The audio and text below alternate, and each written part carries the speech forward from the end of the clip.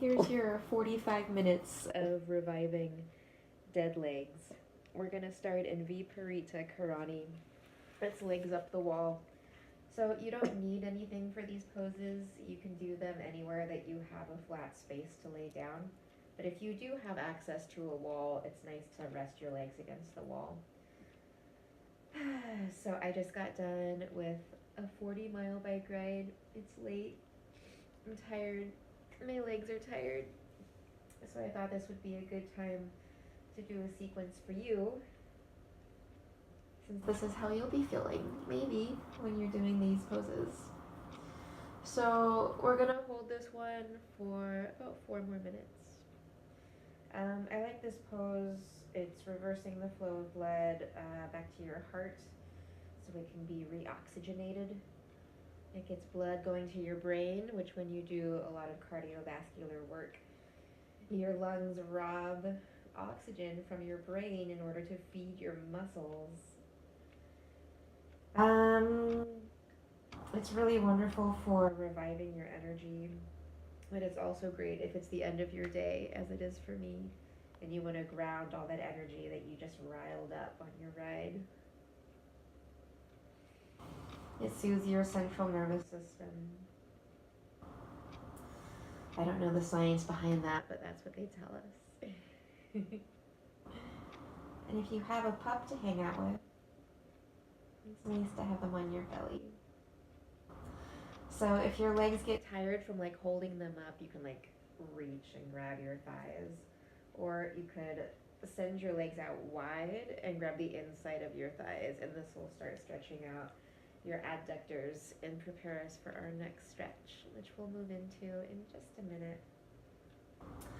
So I'm going to record the audio for this separately, but I wanted you to have a visual so that when I give you the names of the poses in the audio, you'll know what to look for. Or maybe you'll just prefer to use this. I don't know.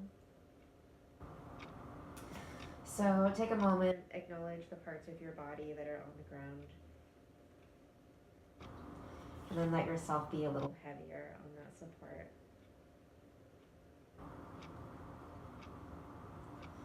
And without trying to control or change it, just notice these next few breaths.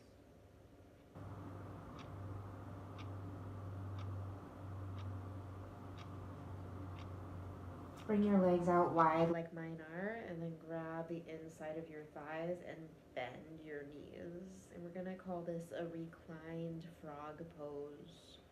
So we often do this pose the other way around with your legs on the ground, but I think this is a much more accessible way to move into this adductor stretch. So I like to hold on to my inner thighs and then press one leg away as I draw the other leg in, and then switch it out. And then I really feel this in my hip flexors, where my quadriceps join up with my, what is it, my ilium, perhaps? I don't know, we haven't learned that yet in anatomy. Definitely some tight psoas stuff in there, that's low back. So you can enjoy the movement, or you can just like find a spot and hang out right there.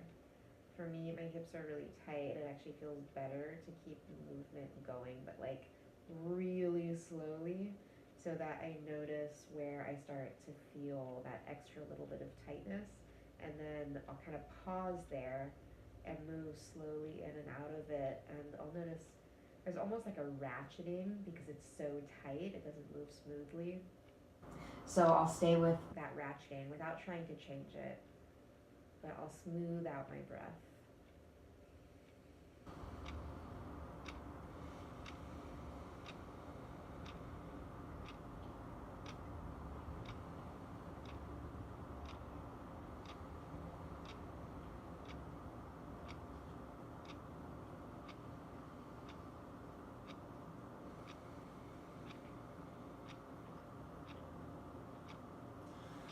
So we'll move into happy baby from here. So you'll grab the outside of your thighs and draw your knees closer to your shoulders. Oh my gosh, that transition was so hard. If you can, reach up and grab your feet, but notice like my tailbone goes straight up and yours probably does too. So it might feel better for your low back to actually just hold on to the back of your thighs, or you could even hook your elbows around your thighs and clasp your hands and then let your legs hang out. I like 90-degree bends in my knees, but you can certainly let them relax if that feels good to you.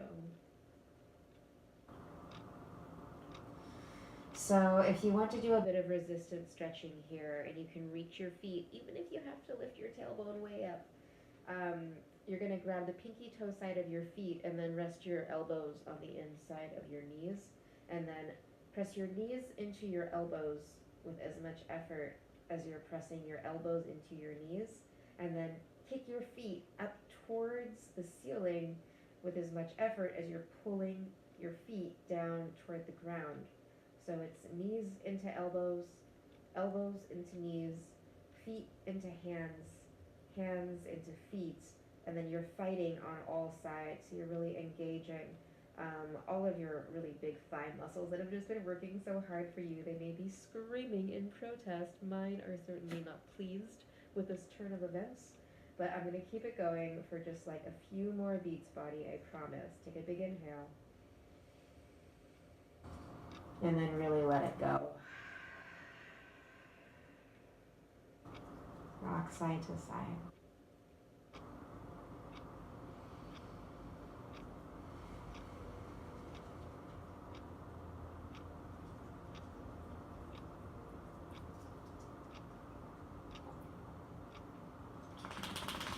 Knee bends.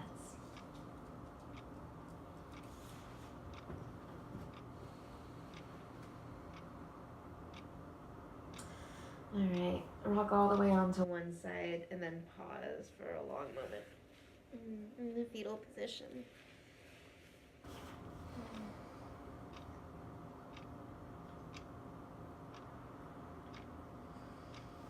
And then peel yourself up to a seated position.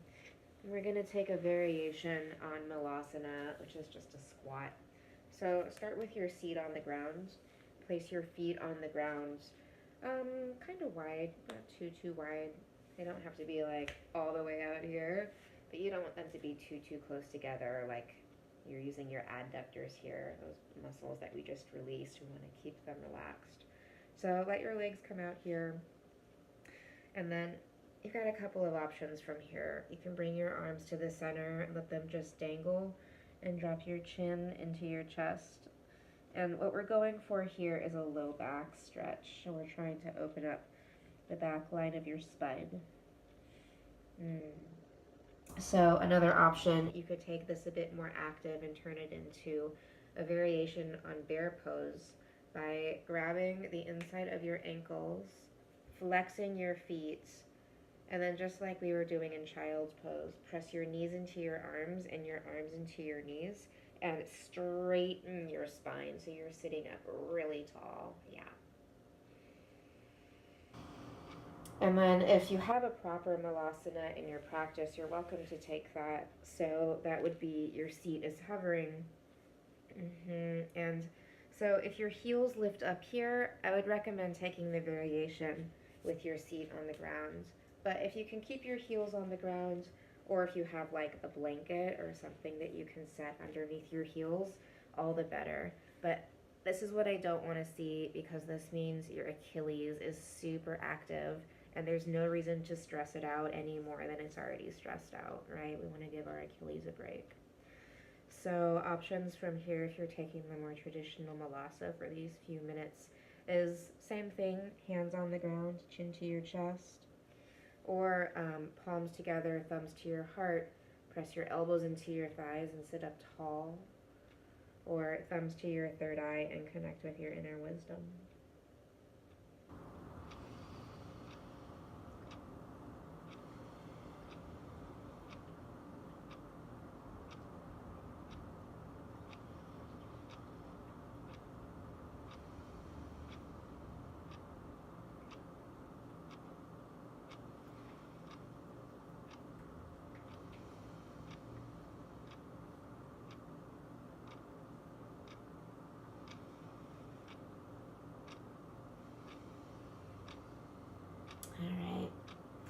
So the antidote to this pose is garland pose, which is a really easy forward fold.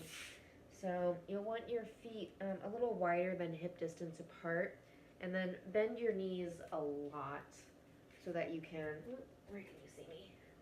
So that you can rest your belly on your thighs.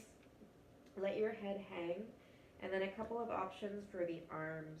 So you can leave them on the ground if that helps you kind of balance. But if you feel pretty balanced on your legs, you could hook your pinkies into their opposite elbows. Or my favorite variation is to clasp my hands at the base of my skull and let my elbows hang heavy. And then if I send a really big breath right in between my shoulder blades, sometimes I can get a little crack in my thoracic vertebrae.